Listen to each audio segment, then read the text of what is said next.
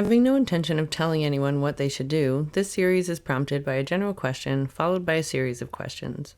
By no means do I assume that my questions appropriately address any and everyone's way of seeing things, but is where my own mind goes when considering the question. My intent is to perhaps inspire a different way of looking at what the question implies. I do not wish to further inspire confusion. If this doesn't fit or make sense for you, give yourself permission to know that. Simultaneously, if you find the sequence extremely offensive, I invite you to inquire to yourself why that may be. No right, no wrong here, ever.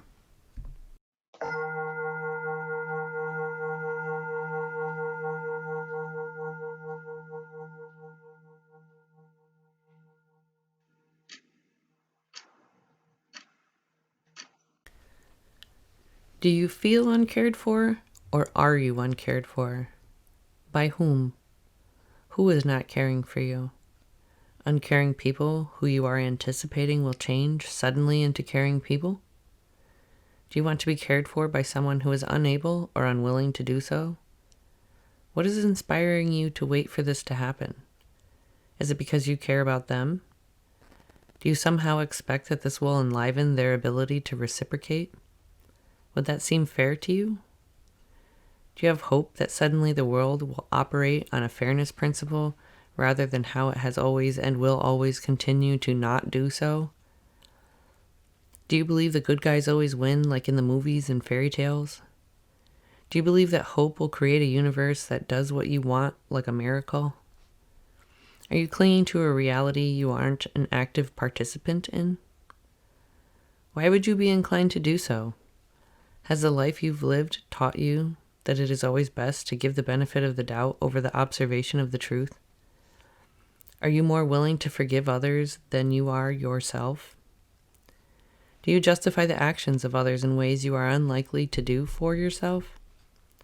Are you willing to wait for someone to come around more than you are willing to walk away? Would someone you care for finally show interest in caring for you, make you feel joyful in a way that you otherwise don't seem able to feel on your own?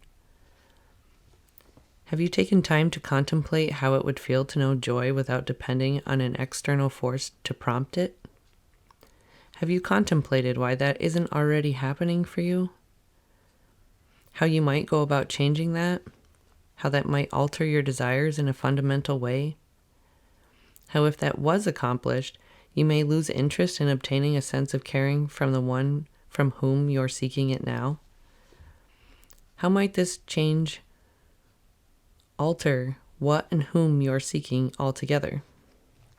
Which objective would seem most fruitful? Which objective would be more fruitful? Remaining the same clinging person is requiring a lot of energy to be maintained, isn't it? Is this a wiser utilization of your time and energy than would be working toward creating an endless supply of self-care that doesn't quit giving regardless of external circumstances?